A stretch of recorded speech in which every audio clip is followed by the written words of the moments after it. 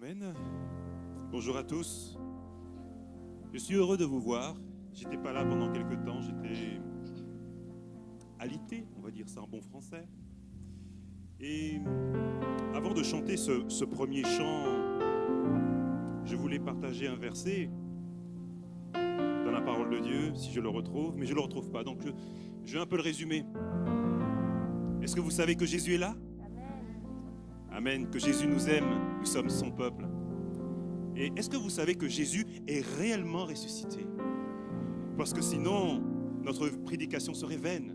Mais Jésus est réellement ressuscité des morts. Il intercède pour chacun d'entre nous. Et nous pouvons confesser nos pardons. Nous pouvons lui dire ce qui ne va pas dans nos vies. Et il nous accueille. Il nous donne sa paix, son amour. Et je vous invite, peuple de Dieu, à vous lever pour chanter ce premier chant. Il est sorti du tombeau. Il est victorieux. Il est vivant. On va le chanter. Alléluia.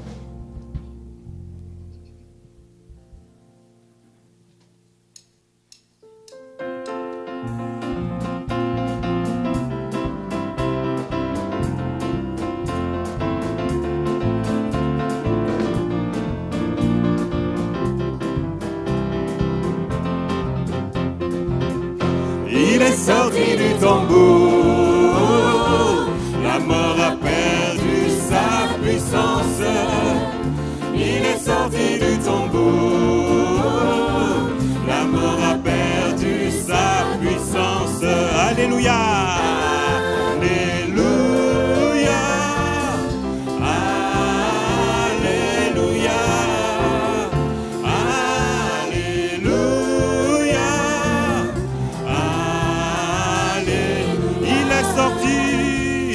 sorti du tombeau, la mort a perdu sa puissance.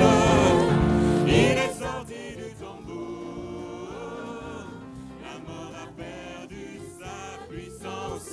Alléluia. Alléluia,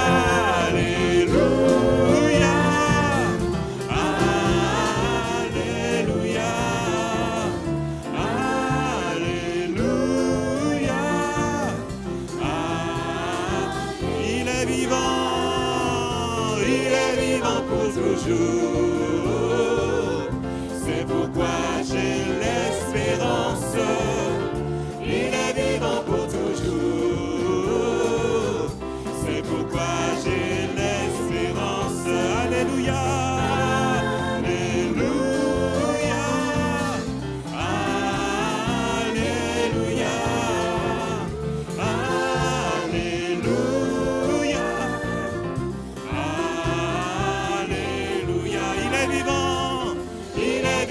Pour toujours, c'est pourquoi j'ai l'espérance. Il est vivant pour toujours, c'est pourquoi j'ai l'espérance. Alléluia, Alléluia,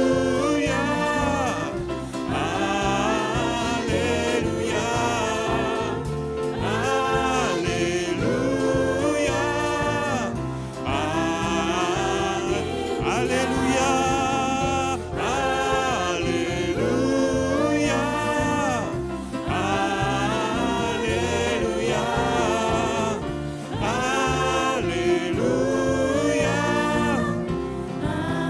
Encore une fois, Alléluia. Alléluia. Alléluia. Alléluia.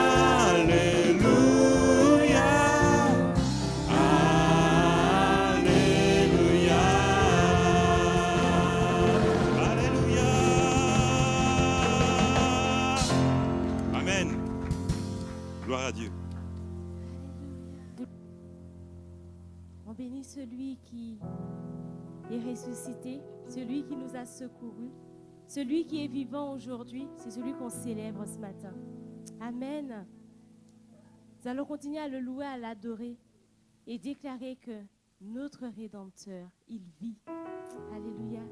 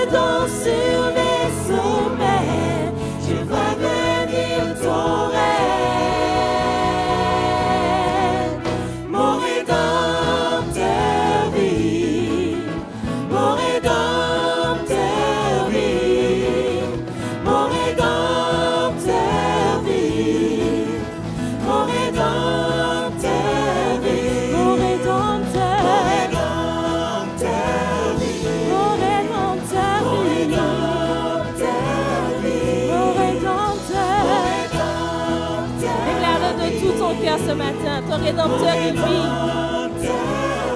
Mon Rédempteur. Alléluia. Mon Rédempteur vit. Mon Rédempteur vit. Mon Rédempteur vit. Déclare-le. Mon Rédempteur vit. Mon Rédempteur vit. Mon Rédempteur vit. Mon Rédempteur vit.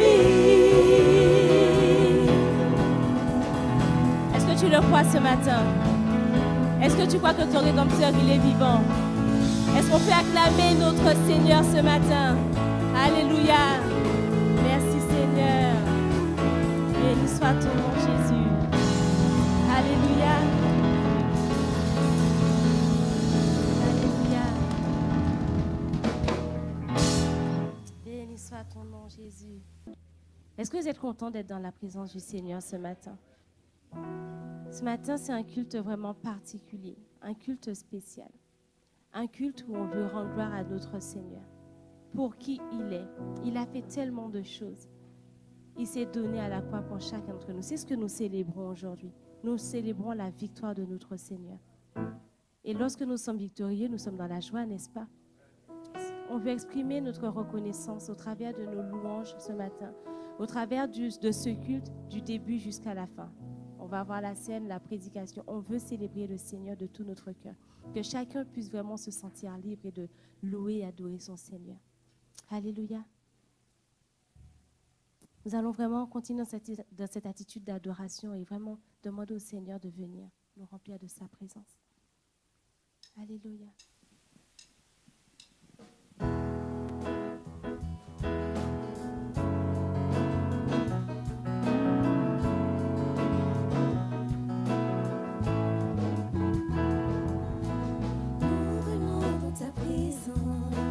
Chanter tes louanges et notre reconnaissance, ce que tu as accompli. Tu nous as donné ta vie, ton amour et ta joie, et la louange envahit le cœur passionné de toi. Tu es le Créateur puissant, l'agneau ressuscité, toi seul as pu triompher de la mort et du péché. Tu as délivré ton peuple pour la vraie liberté. Je veux suivre tes pas, chaque jour être avec toi. Nous venons dans ta présence pour chanter tes louanges et notre reconnaissance de ce que tu as accompli. Tu nous as donné ta vie, ton amour et ta joie, et la louange envahit le cœur passionné de toi. Tu es le Créateur puissant, l'agneau ressuscité, toi seul as pu triompher de la mort et du péché. Tu as délivré ton peuple pour la vraie liberté. Je veux suivre tes pas, chaque jour être avec toi. Tu es le Créateur puissant, l'agneau ressuscité, toi seul as pu triompher de la mort et du péché. Tu as délivré ton peuple pour la vraie liberté. Je veux suivre tes pas, chaque jour être avec toi.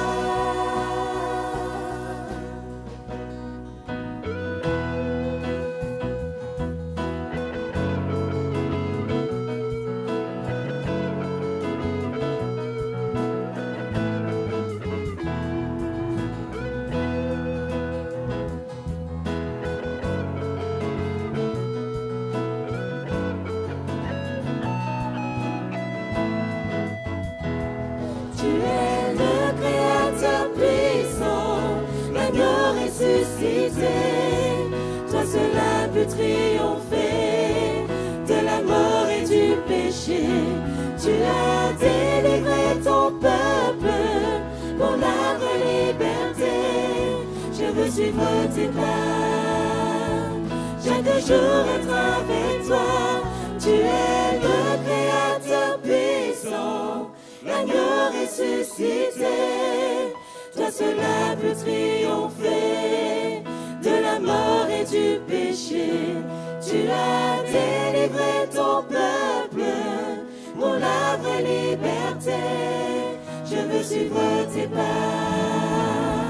Chaque jour être avec toi. Tu es le Créateur puissant, l'agneau ressuscité. Toi seul a pu triompher de la mort et du péché. Tu as délivré ton peuple pour la vraie liberté. Je veux suivre tes pas. Chaque jour être avec toi.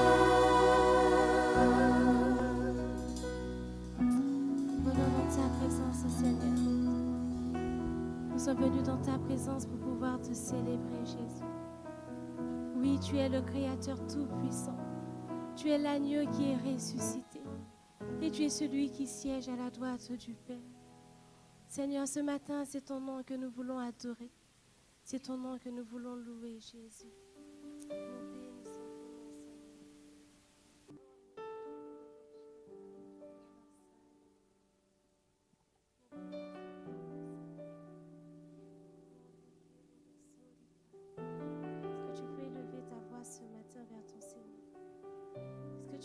Déclarer ton amour ce matin, lui déclarer ta reconnaissance. Est-ce que tu peux lui dire combien tu l'aimes ce matin?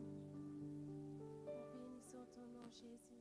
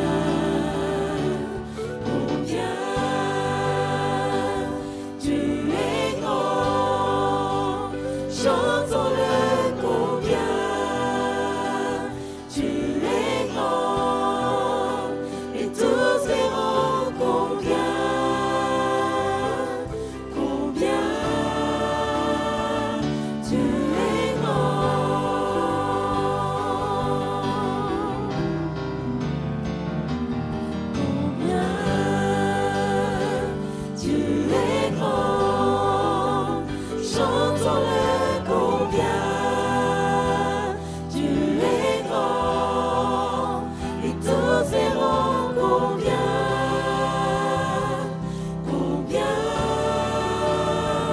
Dieu est grand.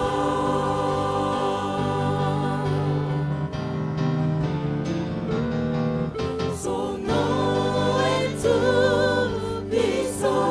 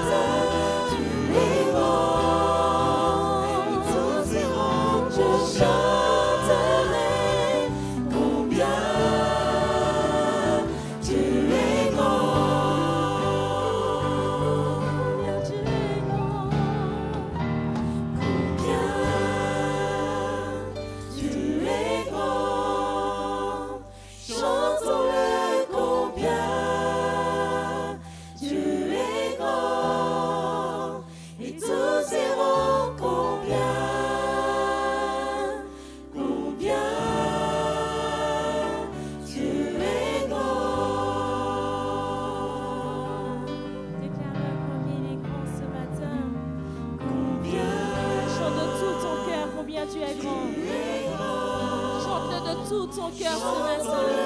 La grandeur du nom de ton Seigneur ce matin. Et tous verront combien Dieu est grand. Combien Dieu est grand. Combien déclare ce matin. Dieu est grand, Seigneur. Combien Dieu est grand. Et tous verront combien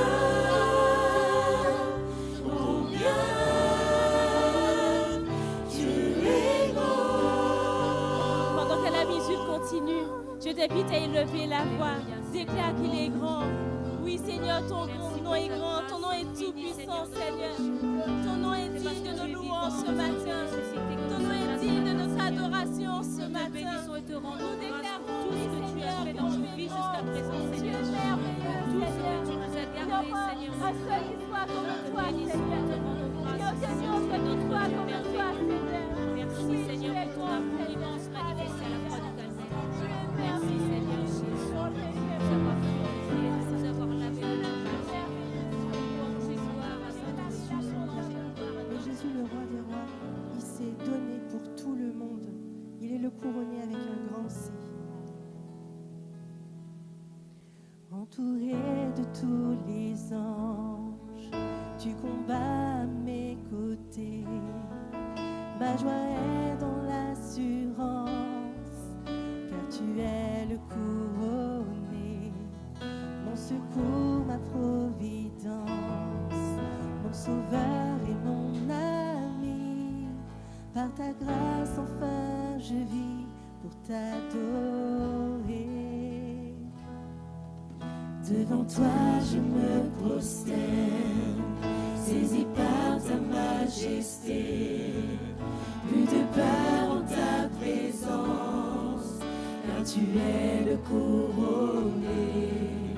Que ta gloire et ta puissance en ces lieux soient déversées. Par ta grâce enfin je vis pour t'adorer.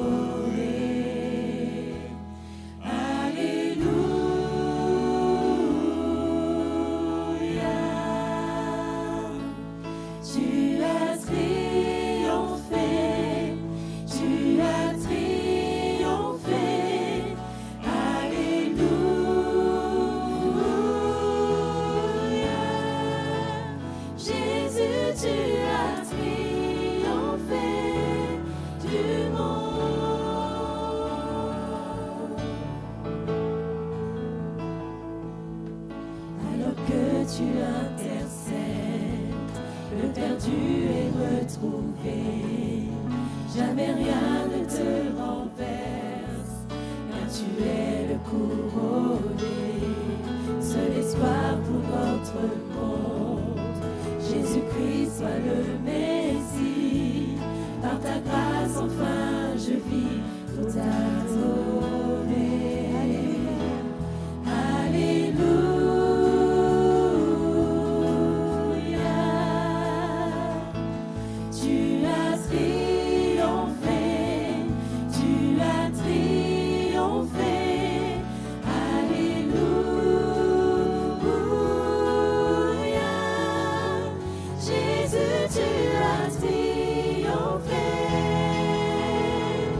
Pouvoir est abaissé, toute forteresse est brisée.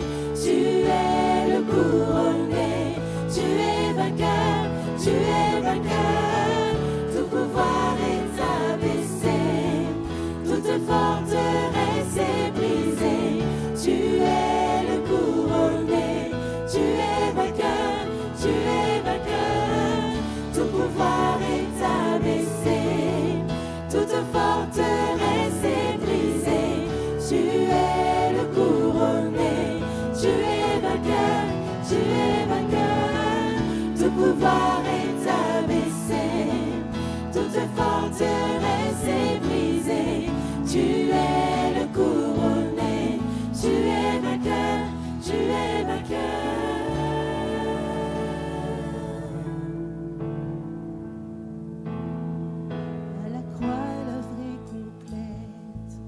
Au tombeau tu fus placé, mais la mort n'a pu te vaincre, car tu es le couronné. Alléluia, tu as triomphé. Alléluia,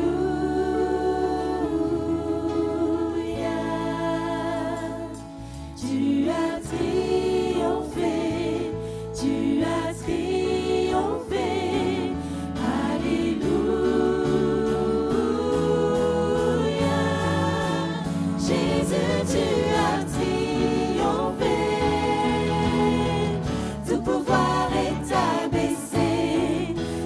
Forteresse est brisée, tu es le couronné, tu es vainqueur, tu es vainqueur.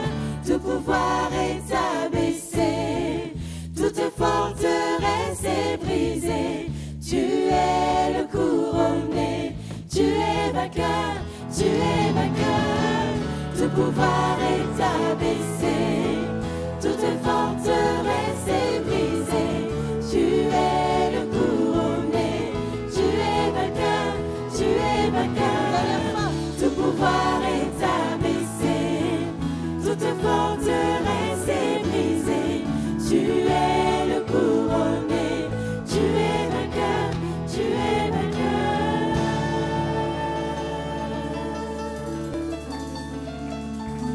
Amen, amen. Est-ce qu'on peut acclamer le Seigneur ce matin? Est-ce que vous êtes content d'être dans la maison du Seigneur ce matin? Est-ce que vous pouvez pousser des cris de joie avec la musique tous ensemble?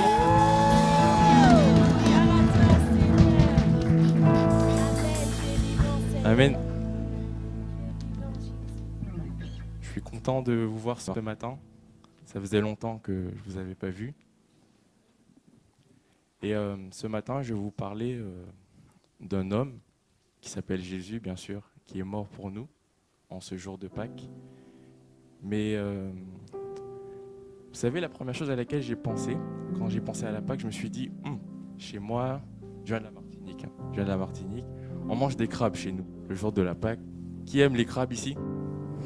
Ah, et je me suis dit, la Pâques, c'est quand même un moment qu'on passe en famille. On mange un bon repas, on pense à nos amis. Mais surtout, je pense que la première chose à faire, c'est penser au Christ qui est venu, qui est mort pour nous sur cette croix. Il a pris notre place parce qu'il nous aimait tout simplement. Et je vais vous lire un passage dans Jean, chapitre 21, à partir du verset 9, qui dit « Lorsqu'ils furent descendus à terre, ils virent là un feu de braise avec du poisson posé dessus et du pain. Jésus leur dit « Apportez quelques-uns des poissons que vous venez de prendre. » Simon-Pierre monta dans la barque et tira jusqu'à terre le filet plein de gros poissons, 153 en tout. Et malgré ce nombre, le filet ne se déchira pas. Jésus leur dit « Venez manger. » Aucun des disciples n'osait lui demander « Qui es-tu » car il savait que c'était le Seigneur. Jésus s'approche, prend le pain et leur partage. Il fait de même avec le poisson. C'était la 3e fois que Jésus se montrait à ses disciples depuis qu'il était ressuscité. Après cela, Jésus s'adressa à Simon-Pierre. « Simon, fils de Jean, m'aimes-tu plus que ceci ?» « Oui, Seigneur, répondit-il, tu sais que je t'aime. » Jésus lui dit, « Prends soin de mes brebis. » Il lui demanda une seconde fois, « Pierre, m'aimes-tu » Et il lui répondit, « Oui, Seigneur, tu sais que je t'aime. » Et il lui dit, « Paie mes troupeaux. » Il lui demanda une 3e fois, « Simon, fils de Jean, m'aimes-tu » Pierre fut attristé de ce que le Seigneur lui demanda une 3e fois. Et il lui demanda, « Tu sais que je t'aime, Seigneur. » Jésus ajouta, « Prends soin de mes moutons. Oui, je le déclare, c'est la vérité. Quand tu étais jeune, tu t'attachais toi-même la ceinture et tu allais où tu voulais. Mais quand tu seras vieux, tu étendras les bras, un autre attachera ta ceinture et te mènera où tu ne voudras pas aller. » Par ces mots, Jésus indiquait de quelle façon Pierre allait mourir et servir la gloire de Dieu par cette mort. Puis Jésus lui dit, « Suis-moi. » Amen. On peut voir dans ce passage que le Seigneur est revenu. Et Pierre sait très bien que c'est le Seigneur. Et il se dit, c'est bon, c'est le moment où je vais me faire gronder. J'ai renié le Seigneur. Mais ce n'est pas du tout ce qu'il fait. Il le reçoit même avec un bon repas. Il lui dit, venez à ma table. Vous tous qui êtes fatigués, chargés, venez et je prendrai soin de vous. Moi, le passage qui me frappe, la phrase qui me frappe plutôt, c'est « Pierre, m'aimes-tu » Il ne lui demande pas pourquoi tu m'as renié. Il lui demande juste si il l'aime. Parce que pour le Seigneur, c'est la seule condition pour venir à lui. Est-ce que tu m'aimes aux dépens de ta famille? Est-ce que tu m'aimes aux dépens de ton travail? Est-ce que tu m'aimes aux dépens de ta situation financière? Viens, je prendrai soin de toi. Et le Seigneur veut après que nous fassions pareil avec ceux qui sont autour de nous, les gens de sa famille, l'Église. Il ne faut pas oublier que notre première famille, c'est l'Église, c'est Jésus-Christ. Ce n'est pas notre frère ou notre sœur, c'est Jésus-Christ. Et j'aimerais que ce matin, vous pouviez venir auprès de la table. Pour moi, j'appelle ça le repas de la restauration, parce que c'est là où Jésus-Christ veut venir établir son alliance avec toi. Il veut venir te restaurer. Tu penses que ce matin, tu as des doutes, tu as pu pécher aux yeux du Seigneur, mais je veux te dire ce matin que comme Pierre, tu peux venir à sa table et prendre ce repas et partager avec lui. J'aimerais que tous vous puissiez vous lever, s'il vous plaît. S'il y a quelqu'un ce matin qui se dit « Seigneur, je ne suis pas digne de toi, comme Pierre, je t'ai renié », est-ce que vous pouvez lever la main ce matin? Si quelqu'un dit « Seigneur, j'ai péché contre toi », tu peux lever la main ce matin. Si quelqu'un pense que, au dépend de tout ce qu'il a fait pour lui, il se dit « Seigneur, pourquoi tu m'as abandonné ?» Est-ce qu'il peut lever la main ce matin encore? Seigneur, je t'ai tout donné. Ma famille m'a abandonné. je t'ai renié après, mais le Seigneur est encore là, il peut t'accepter dans sa famille. Est-ce que tu peux lever la main ce matin?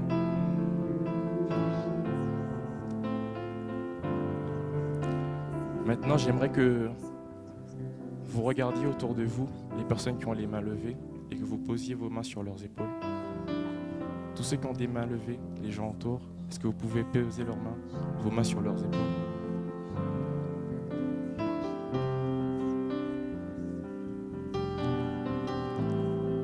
Par ce signe, c'est une sorte de bénédiction pour montrer que vous n'êtes pas seul. Il y a un frère à côté de vous qui vous accompagne. Et comme cette main posée sur votre épaule, Jésus est là, il vous accompagne. Je demanderai à mon frère Yaboro s'il veut bien prier pour ce repas. Père de gloire, Père Tout-Puissant, c'est avec joie que nous nous approchons de cette table. Nous te disons merci Seigneur, merci pour le plan rédempteur pour nous. Car Seigneur, il t'a plu Seigneur de donner ton Fils pour nous racheter, pour nous sauver. Après Seigneur, après notre désobéissance, après que Seigneur nous ayons choisi notre propre volonté, tu ne nous as pas laissé indignes Seigneur, mais tu as donné ton Fils. Et Seigneur, ce matin nous voulons nous rappeler Seigneur de ce qu'il a fait sur la croix, cette œuvre par laquelle nous sommes sauvés. Que Seigneur, par ce sang, par ce pain qui représente son corps, que tu puisses nous fortifier encore davantage, renouveler notre force. Je remets les éléments de scène entre tes mains. Au nom de ton Fils uni, j'ai prié. Amen. Amen. Que ceux qui ont été baptisés par immersion restent debout et prennent le repas du Seigneur dignement. Les ténèbres ont reculé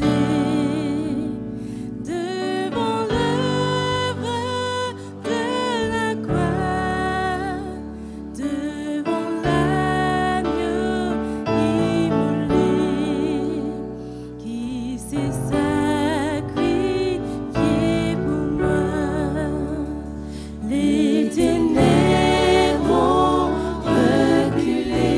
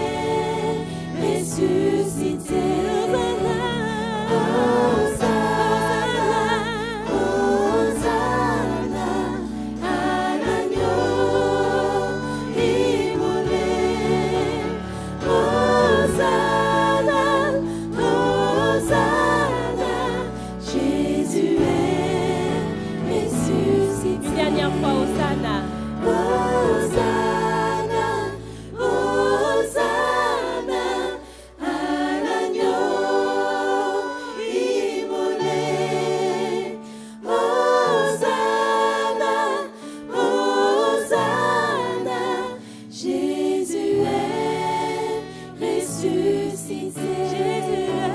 Jésus est ressuscité. Jésus est ressuscité.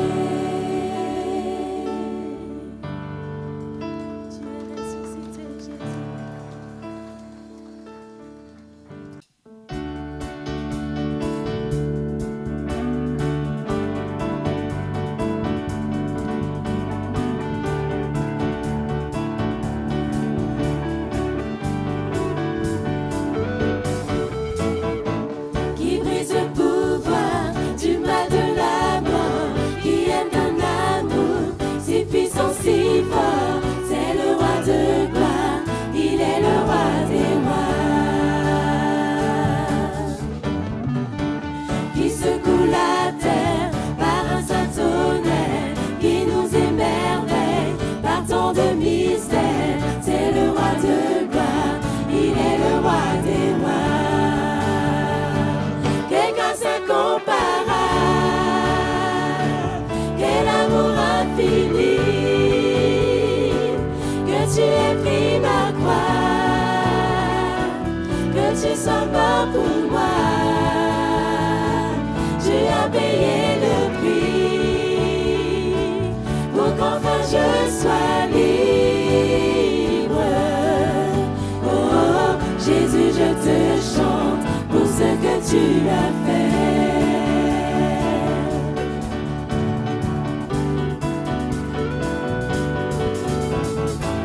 Qui ramène la paix dans la confusion, change les orphelins en fils et en filles, c'est le roi de gloire, il est le roi des rois.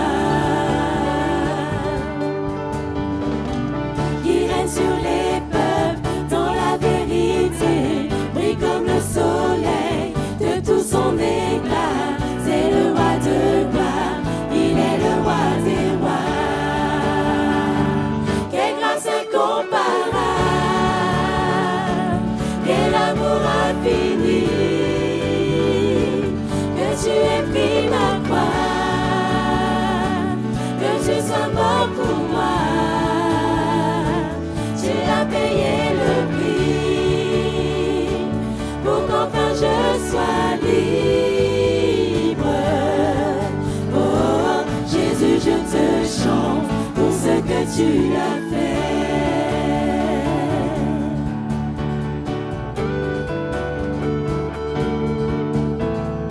Digne est l'agneau immolé, digne est le roi vainqueur sur la mort, digne est l'agneau immolé, digne est le roi vainqueur sur la mort, digne est l'agneau immolé, digne est le roi vainqueur sur la mort, digne est l'agneau immolé, digne est le roi vainqueur sur la mort. Quelle grâce incomparable, quel amour infini, que tu aies pris ma croix, que je sois mort pour moi. Tu as payé le prix pour qu'enfin je sois libre. Oh, oh, Jésus, je te chante pour ce que tu as fait. Jésus, Jésus, je te chante pour ce que tu as fait. Jésus, je te chante pour ce que tu as fait.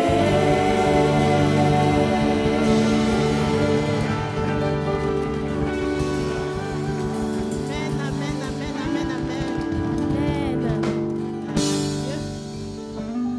On va demander à notre frère Gervais s'il veut bien prier pour les offrandes et pour la parole qui va être apportée. Merci.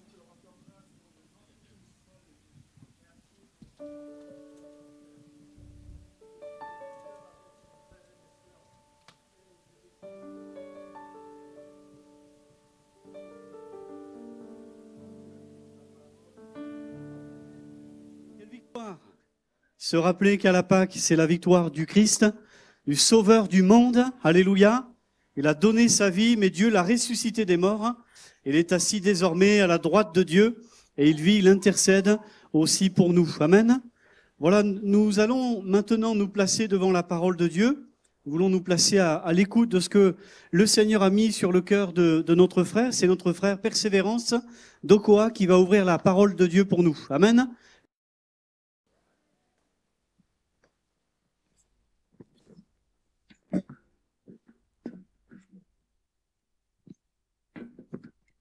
Bonjour à tous. Ne me regardez pas trop, vous allez me stresser.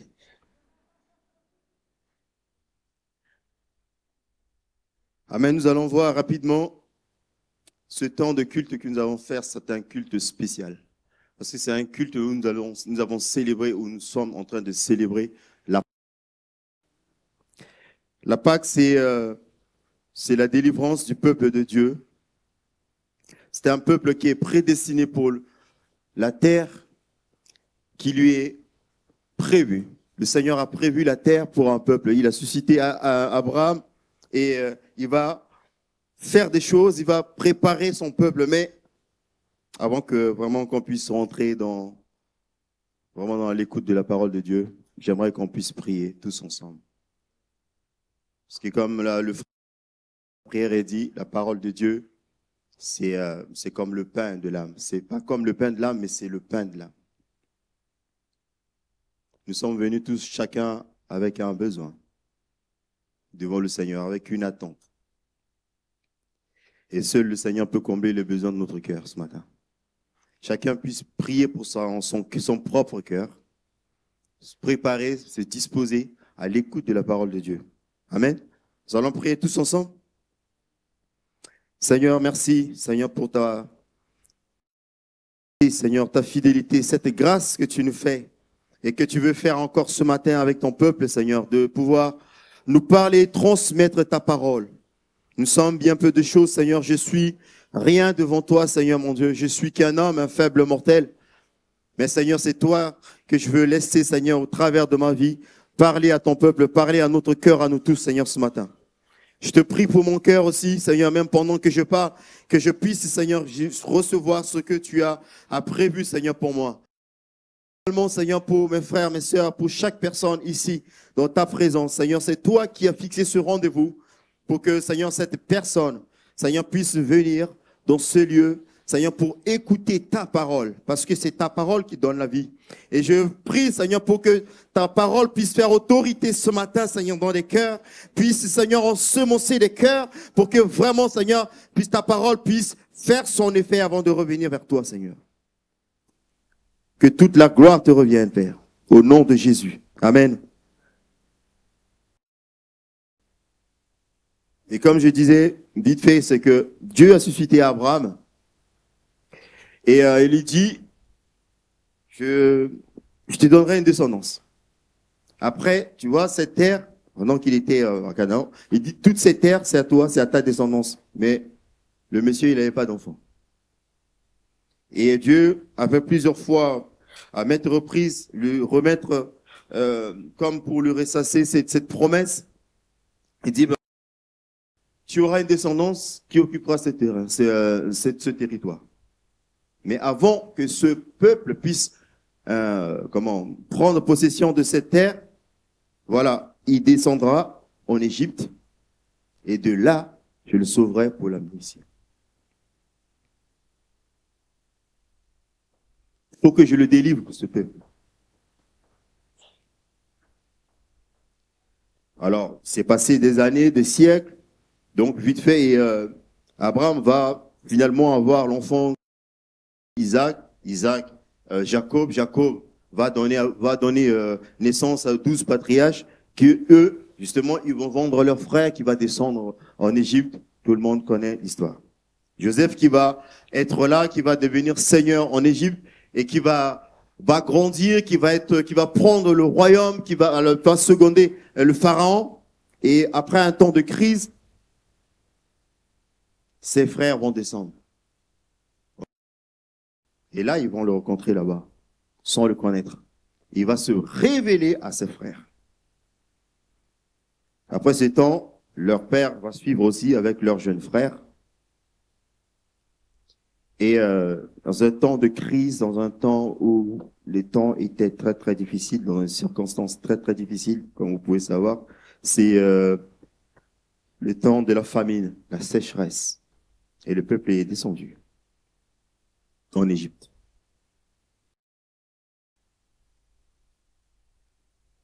Et le peuple est descendu en Égypte. Il faut savoir que l'Égypte de l'époque, c'était un très très grand royaume, une grande civilisation.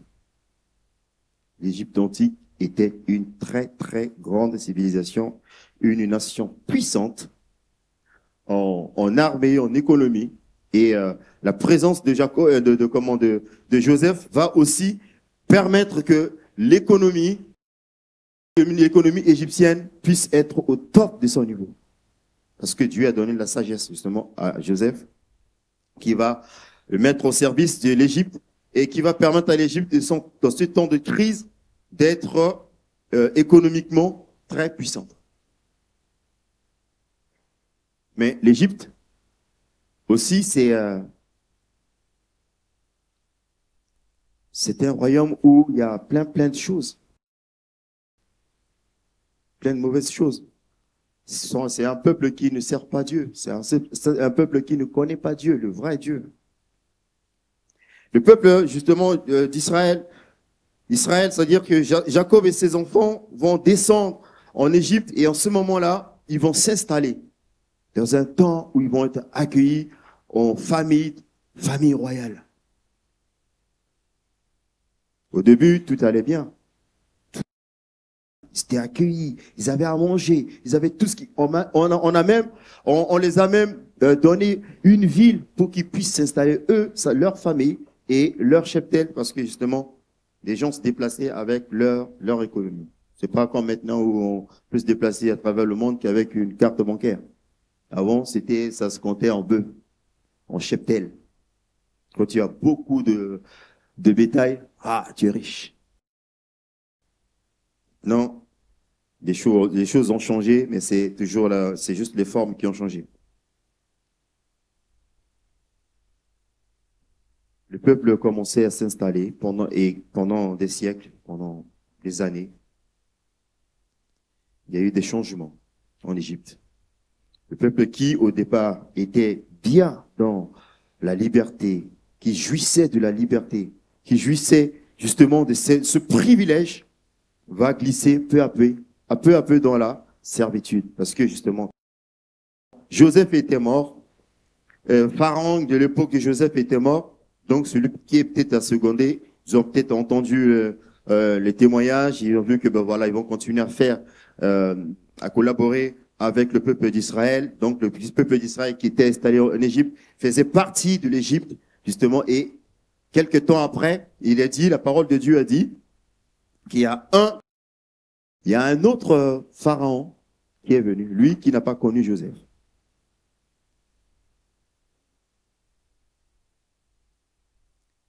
Et il va commencer à faire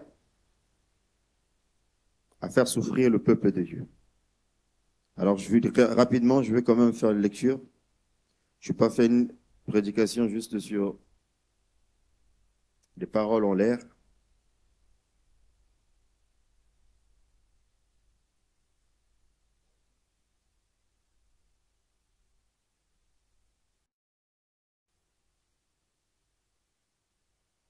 Je retrouve plus mes notes.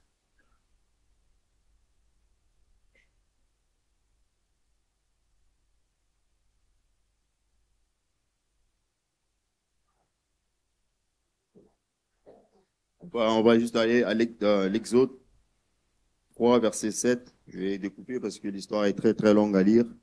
Et je pense que de bouche à oreille, vous devez ces histoires-là aussi, l'histoire du peuple d'Israël en Égypte. Et le peuple qui était dans la servitude commençait à crier. Commençait à voir que la servitude commençait à s'apaisantir sur ses épaules et commençait à l'alourdir. Et il n'était pas bien, le peuple était triste. C'est tout le monde qui était triste. Et il commence à crier. Un cri se levait dans le cœur du peuple. Et je lis, je fais cette lecture. Exode 3, verset 7. Il dit, l'Éternel dit, ça c'est l'Éternel qui parle à Moïse, il dit, j'ai bien vu la misère de mon peuple qui est en Égypte et j'ai entendu son cri à cause des oppressions car je connais ses douleurs. Je suis descendu pour le délivrer de la main des Égyptiens et pour le dans ce pays, dans un bon et vaste pays, dans un pays découlant de lait et de miel, dans la région où habitent les Cananéens, les Hittites, les Amoréens, les Phérésiens, les Éviens et les Jébusiens. Maintenant, le cri des Israélites est venu ou est parvenu jusqu'à moi. Et j'ai vu l'oppression que leur font subir les Égyptiens. Maintenant, va, je t'envoie vers le Pharaon pour faire sortir les Égyptiens des Israélites. Amen. Je vais faire.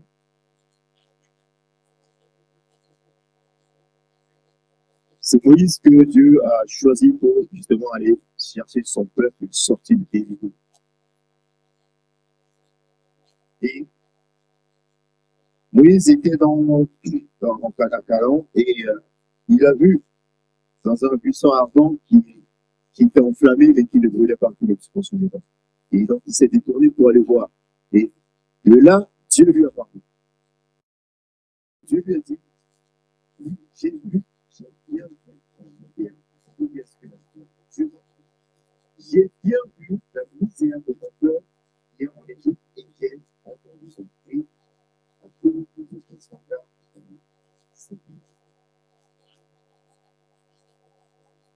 C'est le fait dans le cul du peuple.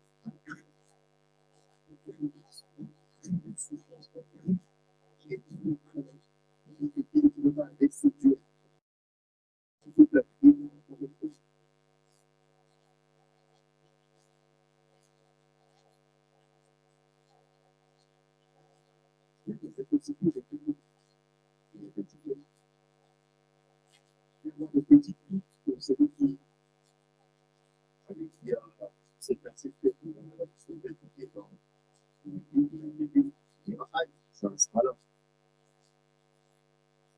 Après, si c'est une grande blessure, si c'est une grande douleur, on ira.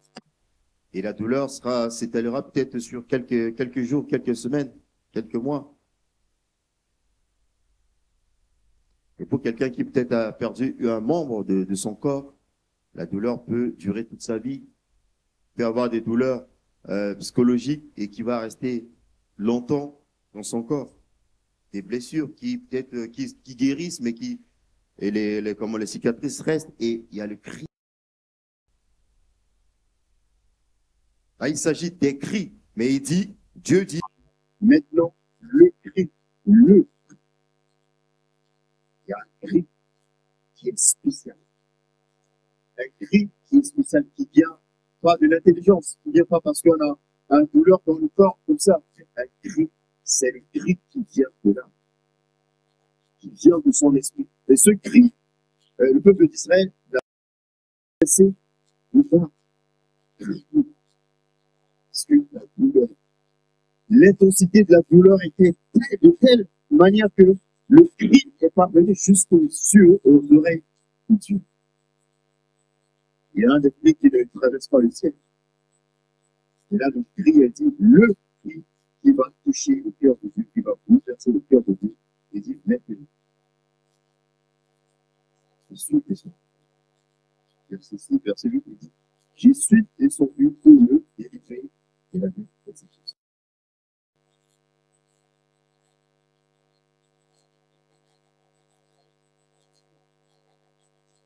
C'est un cri qui va faire la différence entre les autres cris et celui qui prend l'adresse à Dieu.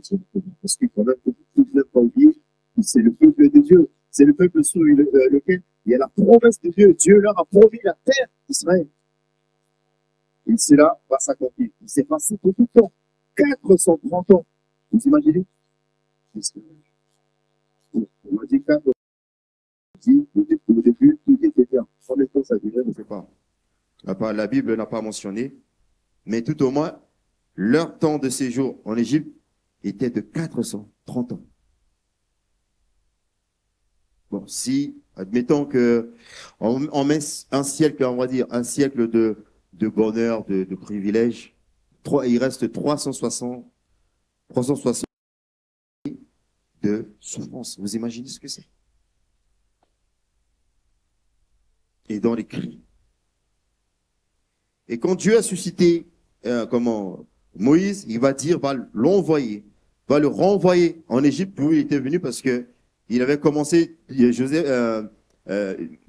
Moïse avait déjà compris que il devait accomplir une mission, mais il ne savait pas pour quelle mission. Il de partir parce qu'il avait découvert qu'il faisait partie du peuple qui était opprimé, qui était oppressé. Et il voulait se conformer, il voulait s'identifier à ce peuple. Alors il commençait à avoir une manifestation, lui, comme une révolte. Pour voir cette souffrance, il dit, mais il ne peut pas laisser ça comme ça. Et il a tué un Égyptien. Il va commencer à l'envoyer. Tout ça, c'est dans le plan de Dieu pour le renvoyer. Vous voyez, c'est un homme là, Dieu va le prendre sur le plan de Dieu, justement pour que puisse être renvoyé le bon temps. Et quand il est venu, alors avec son frère Aaron, ils vont commencer comme ça à aller devant Pharaon. Dit, ok, Dieu nous a dit, laisse notre peuple, Dieu laisse son peuple aller le servir dans le désert. Alors le Pharaon, avec son cœur, et la parole de Dieu dit, c'est Dieu qui a expressément endurci le cœur de Pharaon. Pourquoi? Dieu veut montrer sa gloire. Dans l'endurcissement, Dieu veut montrer sa gloire. Et après plusieurs plaies que Dieu a infligées au peuple d'Israël, et au peuple d'Égypte et aussi au Pharaon, le cœur de Pharaon était endurci. Et Dieu a fait une plaie exprès. Si c'est une plaie, c'est un rythme qui va faire lâcher la bête Pharaon, qui va faire dégoûter Pharaon de sorte qu'il va lui-même vomir le peuple d'Israël. Je peux plus. Je peux plus. Et Dieu est tout puissant. Donc je me dis, mais pourquoi Dieu n'a pas d'un seul coup comme ça avec chassé? Il pouvait déjà d'un seul coup, d'un seul souffle tuer Pharaon. Et même il peut le faire. Non, Dieu est là pour nous. On voit tellement le cœur de Pharaon était endurci. Donc, tenir le peuple de Dieu parce qu'il voyait là une servitude, une aide gratuite qui pouvait être à son service. Il va le faire ce que il pouvait absolument.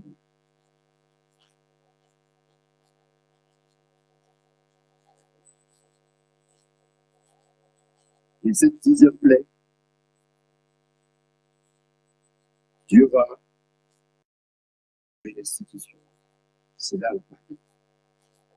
Il va infliger un coup. Nous de frappons. De telle sorte que Pharaon ne peut pas se relever. Dieu est en feu. Il est à son peuple de le délivrer, de le libérer complètement de leur servitude. Dans Exode 11, 47, Dieu va dire, je vais dire à partir de 11, verset. L'Éternel dit à Moïse, je vais envoyer une dernière plaie au Pharaon et à l'Égypte. Après quoi, il vous laissera partir. Il vous laissera partir d'ici. Quant au fin, il vous laissera partir, il ira jusqu'à vous chasser d'ici. Par le peuple, pour que chaque homme demande à son voisin, à chaque femme, à sa voisine, des objets d'argent et des objets d'or. L'Éternel avait fait en sorte que le peuple obtienne la faveur des Égyptiens au point que Moïse était très respecté par ses serviteurs, par les serviteurs du Pharaon et par les femmes. Moïse dit, voici ce qu'a dit l'Éternel, vers le milieu de la nuit, je m'avancerai dans l'intérieur de l'Égypte et tous les premiers-nés vont mourir dans le pays d'Égypte, depuis le premier-né du Pharaon assis sur son trône jusqu'au premier-né de la servante qui travaille au meuble et tous les premiers-nés du bétail. Voilà, le grand cri, pour tout le pays d'Égypte, et qu'il n'en aura jamais eu, et qu'il en aura eu. Mais, la différence, l'Égypte, ainsi le peuple de Dieu, le peuple d'Israël, on va dire, mais chez les Israélites, pas même un chien n'aboiera, ni contre un homme, ni contre une bête, afin que vous reconnaissiez la différence que Dieu fait entre l'Égypte et Israël. Dieu fait la différence véritable entre son peuple et ceux qui ne peuvent pas se faire. Est-ce que vous croyez cela? Est-ce que vous vivez cela? Il n'y a pas de domaine. Dieu fait une distinction claire entre son peuple et le peuple d'Égypte. Le peuple qui lui appartient pas. Distinction. Il dit, il y aura des grands cris et pleurs malheur qui va survenir sur le peuple d'Égypte avec Pharaon, tout le peuple d'Égypte, jusqu'à Pharaon, jusqu'à vous imaginez ce que c'est. Mais du côté d'Israël, il n'y aura rien. Mais Dieu va frapper l'Égypte et vous. On va revenir là-dessus. Il va non seulement affranchir le peuple de l'esclavage, mais aussi de la mort. Il veut le sortir complètement de l'Égypte, hors d'Égypte complètement, mais il faut qu'il l'épargne de l'Europe. Pour cela, il va instituer la Pâque. La Pâque que nous célébrons, permettez-moi, ça n'a rien à voir avec le chocolat, parce que c'est vrai que c'est normal. Il y a trop de chocolat en ce moment, dans le magasin, partout, on se met des cadeaux de chocolat. Ça n'a rien à voir. La Pâque, c'est la délivrance du peuple de Dieu. La délivrance, et cela va s'accomplir plus tard. Et pour instituer cela, Dieu va dire, comment Moïse va dire justement, prends un agneau. Mais non. Donc, celui qui n'a pas d'agneau, donc c'est du côté d'Israël et d'Israël. Chaque famille va prendre un agneau. Aujourd'hui, c'est que culturellement, si on mange l'agneau à la porte, je vais dire à ceux qui mangent de l'agneau à la Pâque, c'est bien, c'est bien, c'est plutôt, mais vous n'êtes plus en Égypte. Ça, c'était fait, c'est fini, ça. Et si tu manges de l'agneau, il faut que tu quittes ta maison. Mais ça n'a pas de sens. Mais non. Dieu va instituer ça, il va dire, prendre un agneau mâle, sans défaut. Il va la prêter, il va le manger un agneau. Et puis par là, c'est une institution, c'est une loi. Et le peuple de Dieu, malgré qu'il est prédestiné, malgré qu'il appartient à Dieu, malgré qu'il a la promesse, il doit obéir à Dieu. Il doit, pour qu'il soit sauvé, il doit impérativement obéir à toutes les instructions que Dieu donne par l'intermédiaire de son serviteur Moïse, l'homme de Dieu. Et il dit, ben voilà, vous allez le faire, vous allez l'apprêter, vous allez le tuer, et prendre le sang, vous allez mettre sur le linteau des portes, et ça va permettre d'être épargné quand l'ange de la mort de la nuit va passer, et surveiller l'Égypte. Quand il voit, et Dieu dit, Dieu va s'identifier encore avec cet ange de la mort. Quand vous lisez bien, vous allez voir, il dit, quand je passerai, quand moi je passerai, parce que c'est Dieu qui a donné l'ordre à l'ange de la mort, il dit, quand je passerai, je verrai le sang sur le linteau de votre porte et tout le monde s'organise. Vous imaginez que si le peuple n'avait pas fait, celui qui n'a pas fait, Dieu n'a pas fait distinction. Dieu va le regarder s'il est peuple d'Israël ou pas. Il dit, tu es peuple d'Israël que si tu écoutes la parole de Dieu. Tu es le peuple de Dieu que si tu obéis à la parole de Dieu. Si tu n'obéis pas à la parole de Dieu, Dieu te garde. Quand l'ange de la mort doit frapper et que Dieu, au préalable, te dit, fais quelque chose. Dieu te dit, fais ceci, fais cela, pour que tu sois épargné. Si tu ne le fais pas, tu vois. Le peuple d'Israël, il l'a fait. Le peuple d'Israël, il l'a fait et il va obéir à cette parole de l'agneau et il va manger la chair. Parce qu'il dit, la chair, non seulement le sang est pris et mettre sur le taux de porte, et mettre sur les carrés de porte, mais la chair doit être consommée. Il dit, et ça est consommé d'une manière particulière, il dit, vous ne le mettez pas dans l'eau, mais faites en bouillir.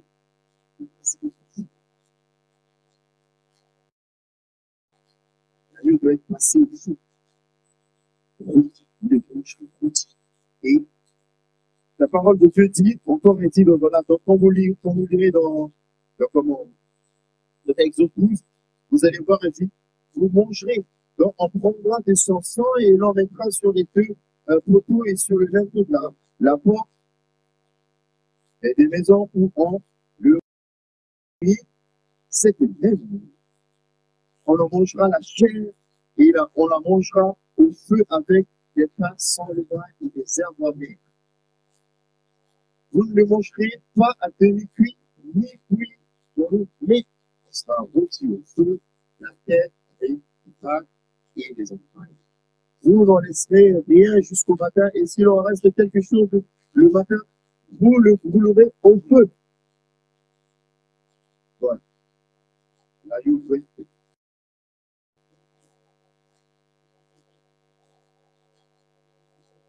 Pourquoi?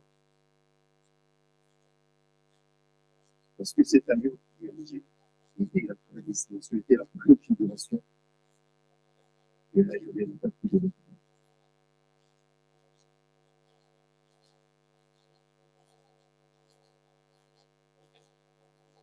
Chaque juif tire son origine en livre et voit son accomplissement. D'abord, à la résurrection, et j'irai même plus loin, parce que ça continue toujours, c'est cette dans le but de délivrance du peuple de Dieu. Et j'ai dit, ça tire son origine en Égypte, il voit son accomplissement en Israël par Jésus-Christ sur la croix d'abord, ensuite par la résurrection, et enfin, je dirais enfin, par l'enlèvement de l'Église. Parce que l'enlèvement de l'Église, justement, c'est la délivrance du peuple de Dieu. Mais d'abord, j'aimerais quand même faire cette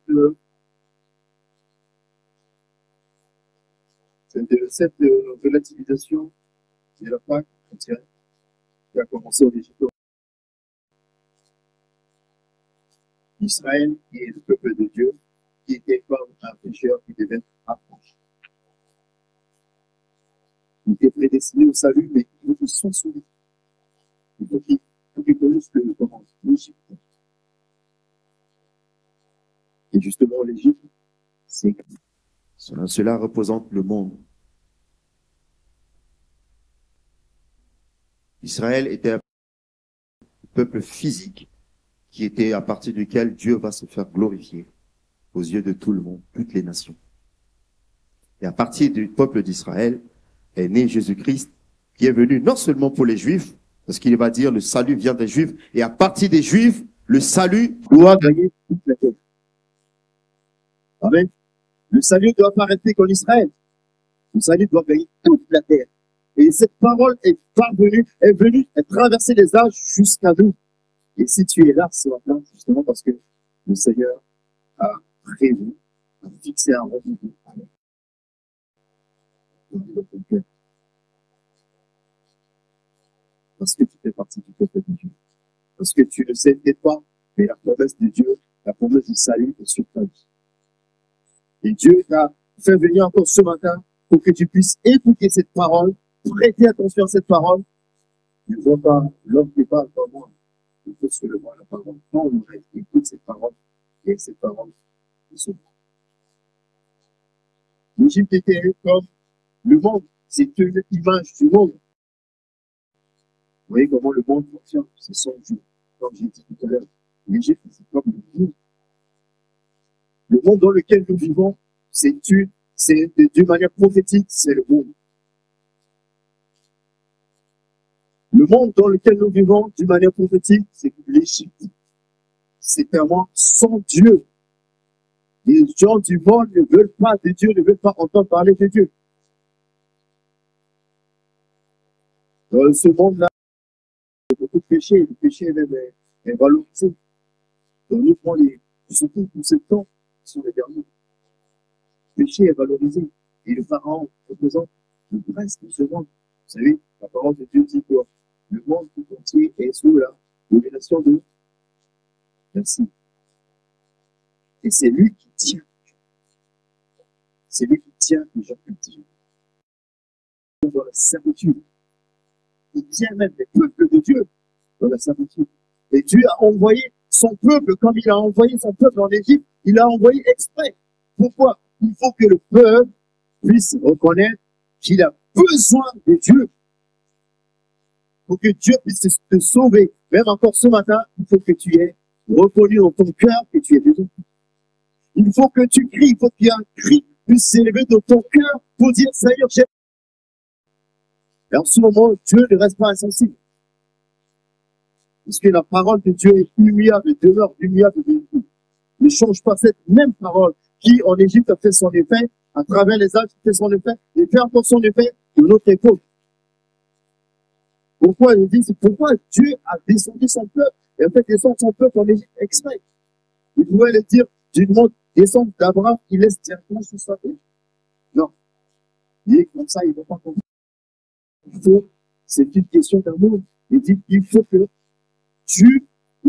peuple puisse reconnaître le besoin de Dieu. Si tu ne reconnais pas que tu as besoin de Dieu, Dieu te laisse dans ta vie. Il te laisse dans ton élan, dans ton projet. Mais si tu, de ton cœur, un cri s'élève pour dire, Seigneur, moi, j'en peux plus de cette histoire, j'en peux plus de cette situation. Et toi, le Seigneur se lève. Pour n'importe qui sur la terre, s'il a reconnu ce besoin dans son cœur, qu'il a besoin de Dieu, il a besoin que Jésus intervienne dans son cœur, dans sa vie, Dieu le fait. Il est dans notre témoignage comme ça, même des musulmans, des hindous, plein, partout, des sorciers. Effectivement. Un jour, j'ai beaucoup de témoignages, mais alors, il y en a un qui dit que voilà, j'ai besoin de connaître le vrai Dieu. Dieu, est-ce que tu existes réellement? Manifeste-toi à moi. Parce que là, j'en peux plus de cette situation. J'ai cherché des solutions un peu partout. Je n'en trouve pas. Mais si tu existes réellement, et si tu es sincère, Dieu se manifeste. Et Jésus s'est manifesté à plusieurs personnes comme ça. Parce que leur cœur, il s'est levé. L'agneau qui a été pris pour que vraiment pour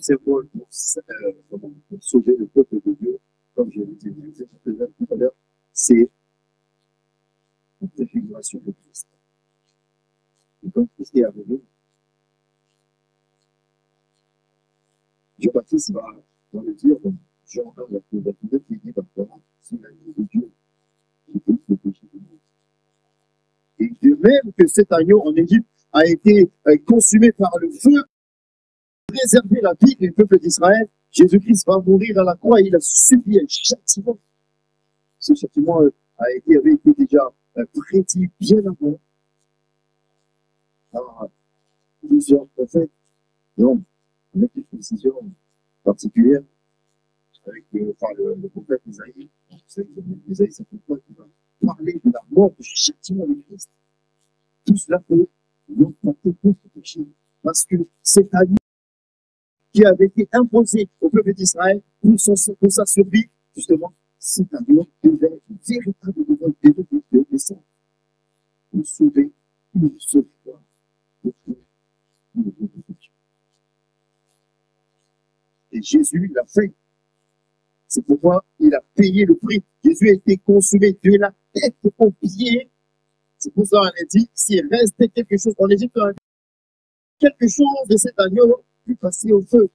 Et Jésus a été comme consumé de tête aux pieds. Quelqu'un a dit ce matin, il dit, avant que le Seigneur soit couronné de gloire, il a été couronné de vie. Et vous allez voir, tout son corps a été flagellé. Jusqu'au pied, il y avait eu un coup, châtiment. Donc, tout son corps a reçu le châtiment comme si il était fixé pour fou. Il a payé le prix de la délivrance. Et j'ai pas de particulier pour terminer ce point. J'aimerais que on réfléchisse. Parce que Dieu, aujourd'hui, comme Dieu t'a fait venir ici, c'est pour que tu puisses comprendre qu'il a un plan qui est le prix qui présente dans ton cœur. Il y a une distinction entre ta vie avant et ton vie. Il y a une distinction entre Dieu et son peuple et ceux qui ne vivent pas. Parce que ceux qui vivent sans vie. Dieu veut faire une véritable distinction ce matin.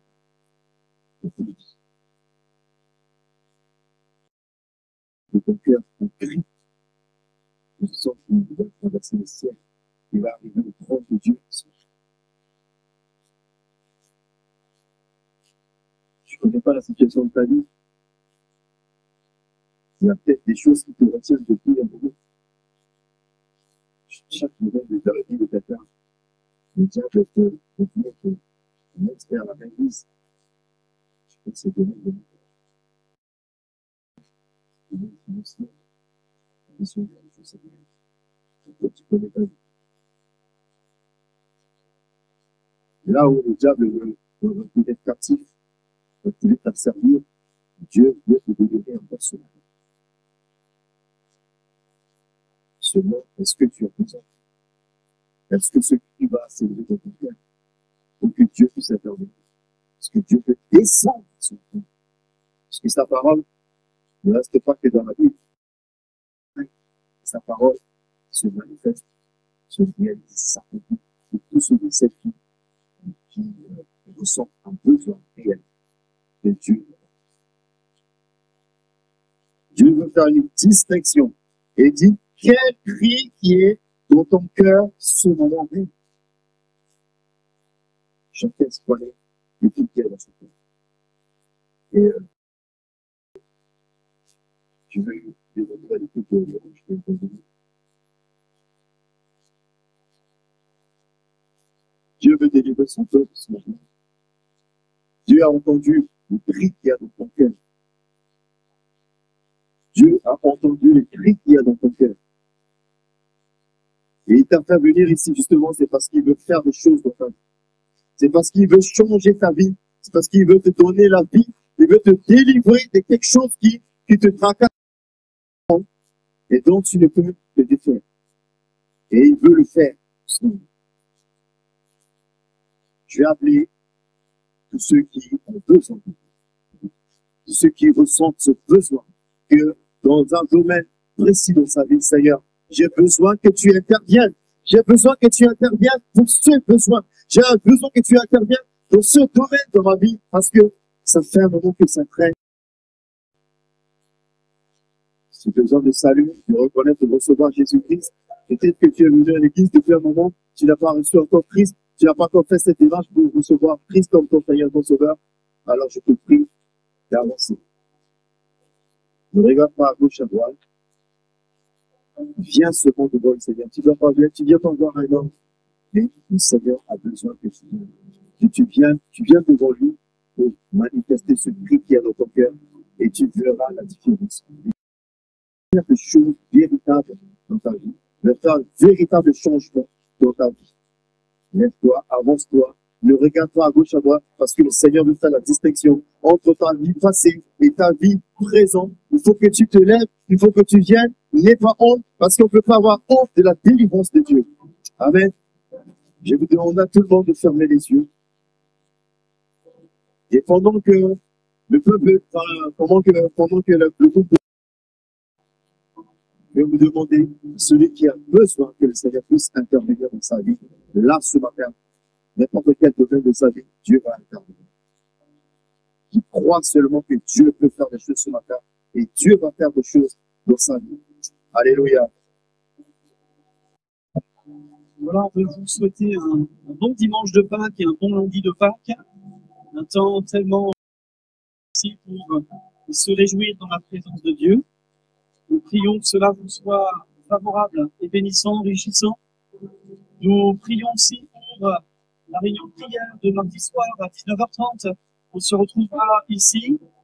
Nous aurons juste après notre sœur Sylvie Geffray qui vous attend aussi, pour celles et ceux qui ont encore cotisé pour l'association culturelle qui vient en fait la bonne tenue des activités de l'Église.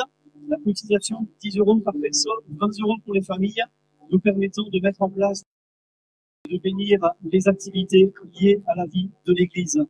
Voilà aussi un autre forum. Nous revenons de Carcassonne et le pasteur qui est là-bas, le pasteur Thierry Carrel, mais aussi le président du DM2A. Et vous avez aussi les flyers STAT. C'est un stage, comme il se fait tous les ans depuis quelques années, un stage technique et artistique pour voir les domaines de la sonorisation technique, lumière, vocale, communication, voix, graphique, perfectionnement, vidéo, conduite de la louange. C'est des stages qui se font depuis quelques années. Le start aura lieu du 17 au 21 août, donc avec tous ces ateliers-là. Donc vous avez plus d'infos sur le flyer et aussi de prier pour cela, pour que Dieu bénisse les différents ministères liés à la technique, à l'expression des arts pour la gloire de Dieu. Amen.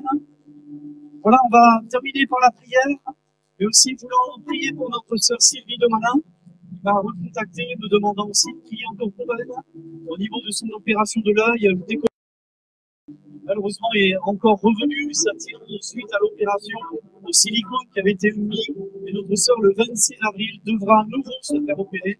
Donc elle est assez éprouvée, lassée de cela. Donc elle demande encore à nouveau votre prière, et on peut la remettre aux soins du Seigneur Jésus. Amen. Merci pour vos prières. On va prier pour elle dans quelques instants. Avec mon épouse et les enfants, nous sommes revenus. Nous sommes arrivés hier, nous étions partis. Personne. Et merci à celles et ceux qui ont prié pour nous. Nous avons vu la grâce de Dieu. Aussi, mon épouse est à la recherche d'un nouvel emploi pour notre installation à l'été là-bas. Et tant qu'elle a été reçue, c'est vraiment favorable. Bénis le Seigneur. Alléluia. Elle pourra commencer très prochainement. Et le combat s'est intensifié cette semaine parce qu'on cherchait un lieu pour pouvoir domicilier. Et on avait besoin d'une maison en location pour pouvoir poser le pied. Et ça a été assez compliqué. On a fait des démarches. La semaine juste avant de partir, la semaine à Carcassonne, il y avait une maison qui retenait notre attention selon nos besoins. Et la maison avait été tournée à quelqu'un d'autre. On a dit, Seigneur, on part là-bas, on n'a qu'une touche. Et Dieu a fait grâce parce que la veille au soir, avant de quitter, quand on dit parfois, il faut patienter la bénédiction de Dieu, c'est vrai, c'est vrai. La veille au soir, on nous a appelé, on nous a dit, écoutez, la famille qui était destinée pour cette maison, c'est décisif. Je vous propose cette maison pour que vous puissiez la visiter. On a dit, oui, on arrive tout de suite. Donc on est allé la visiter, c'est OK pour nous. On veut vraiment rendre grâce à Dieu devant vous et vous remercier pour votre prière, parce que le Seigneur est fidèle. Amen. On a pu repartir vendredi matin, on a fait l'escale avec le petit, et le Sainte, pour la nuit, et le Seigneur nous a gardé vraiment soulager les choses dans leur Amen. Voilà, on se lève, on termine par la prière, et on va prier aussi pour notre sœur Sylvie Demalin, que le Seigneur aussi puisse demander à mon frère Xavier Geffray de terminer par la prière. Merci.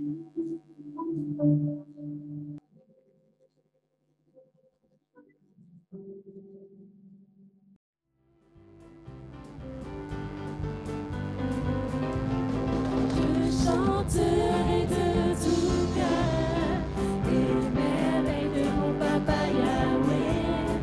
Il m'a ôté des ténèbres, il m'a délivré de tout. Et je chanterai de tout cœur les merveilles de mon papa Yahweh. Il m'a ôté des ténèbres, il m'a délivré de tout.